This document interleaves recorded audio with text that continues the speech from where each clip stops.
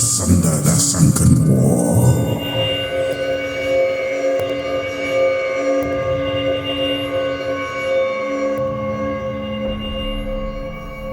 Scurrying far ahead of the main Skaven invasion force, Warplock Bombardier Scratchnick and his Warp Coven made their way along sunken roads and through part-exhumed grave fields.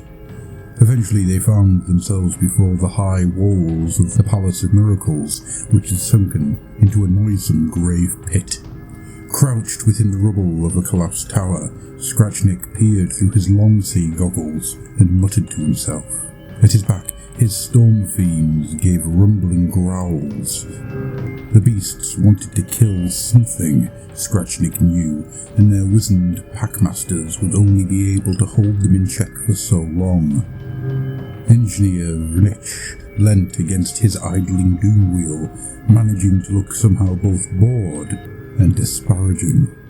The warp lightning cannon's crew rats fussed over their machine, making ostentatious and unnecessary adjustments. Scratchnick ignored them all. He just had to think. Just as the Eshin operative had sworn, here lay the carcass of a palace.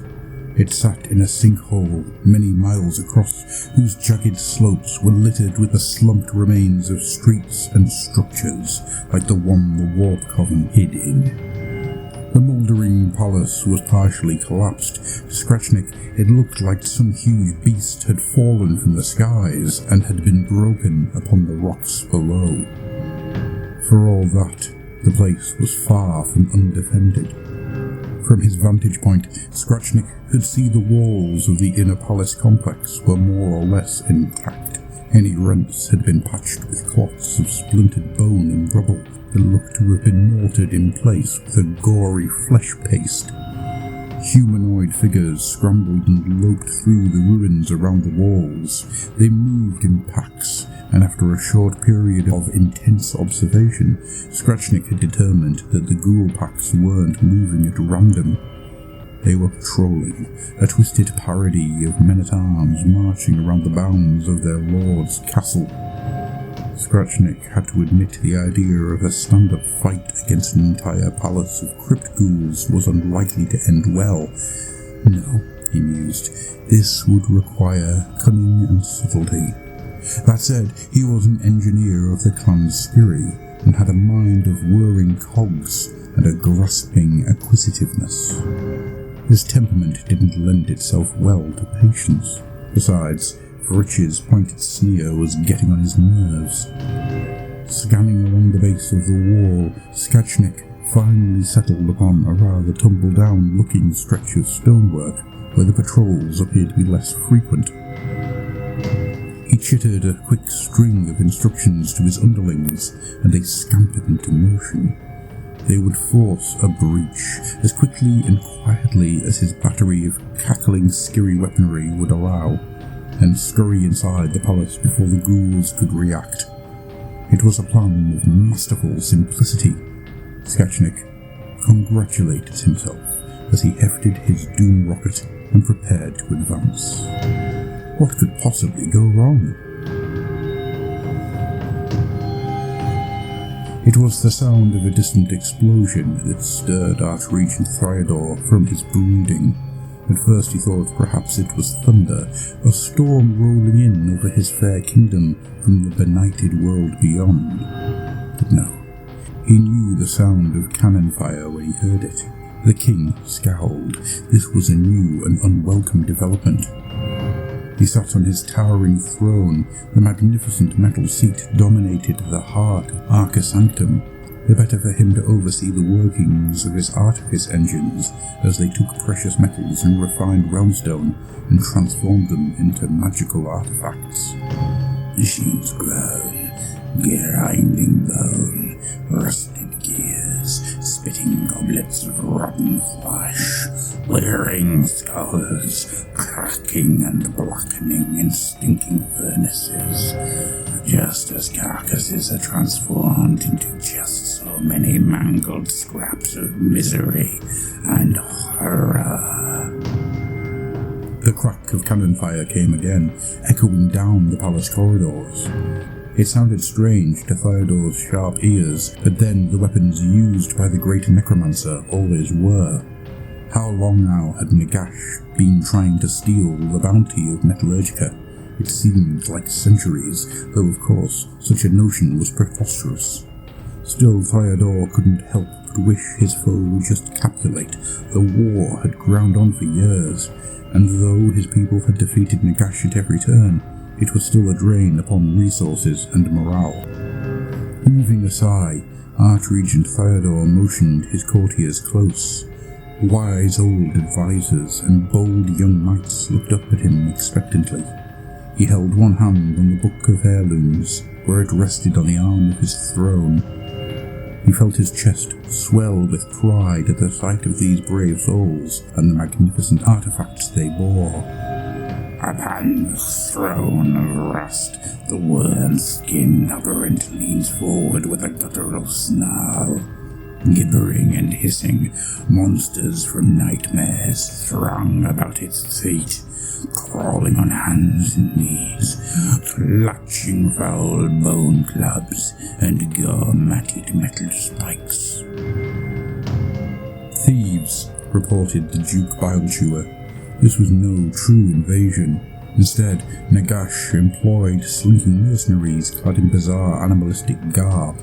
It seemed that they were making a dash for the Arca Sanctum in the belief that the war around Durenberg would have the king suitably distracted. Theodore scoffed. Old Bones was growing desperate, it seemed. He issued his commands, and his soldiers leapt to it, spreading out through the palace grounds in search of the thieves. They wouldn't get far, thought Theodore.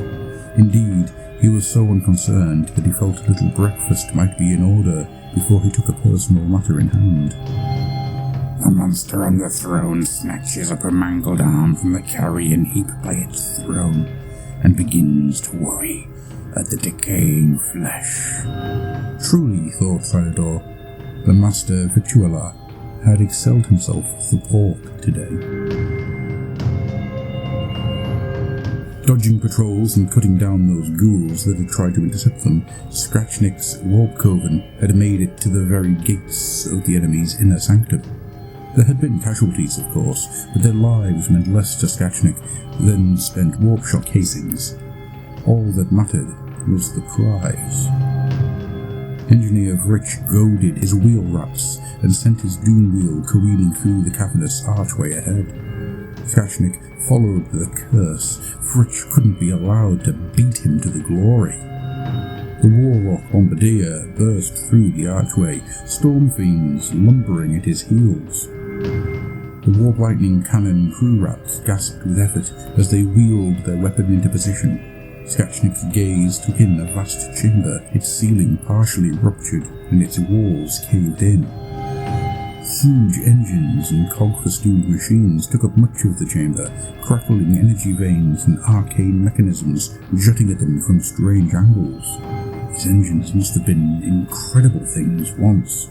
Now they were rusted beyond repair, their gears turning fitfully as they tried to chew through the wads of corpse matter and filth that had been rammed into their workings. Dominating the space was a high throne constructed from corroded metal. Rising from this seat of power was a towering monster, its fanged face contorted in outrage. A hissing tide of cannibalistic creatures spilled from the innards of the machines, loping on taloned limbs or flapping through the air on tattered wings. Travelling too fast to swerve aside, Richard's doom-wheel ploughed into the charging mass of flesh-eaters. Blood sprayed, and warp lightning leapt in crackling arcs, sending blackened mordants bouncing and rolling away aflame. Then, the aberrant on the throne tensed and sprang, sailing through the air like a bolt from a ballista. It hit the doom wheel and, to Scratchnick's horror, smashed the war engine sideways in an explosion of sparks and arcing lightning. Squirting the musk of fear, Scratchnick reflexively swung his doom rocket up and squeezed the trigger. There was a spark and a roar as its warhead shot away, ploughing through the ghouls massed around the upended doom wheel. Skratchnik took a moment to appreciate the terrific explosion that followed and the impressive rain of fletchet blades and the ghoul viscera it created. He grinned despite himself. There would be time for self-congratulation later. Monstrous shapes stirred within the smoke that had filled the chamber. Skratchnik ordered his storm fiend forward and screeched at his cannon crew to get their weapon firing. Then he scanned through the throne room with his multispectral goggles. Somewhere in here lay the tome he had come to steal, as the aberrant's red eyes blazed in the gloom and the fresh waves of hissing ghouls burst from darkened corners. Skratchnik felt his first moment of doubt. He still had to stay alive long enough to claim his prize.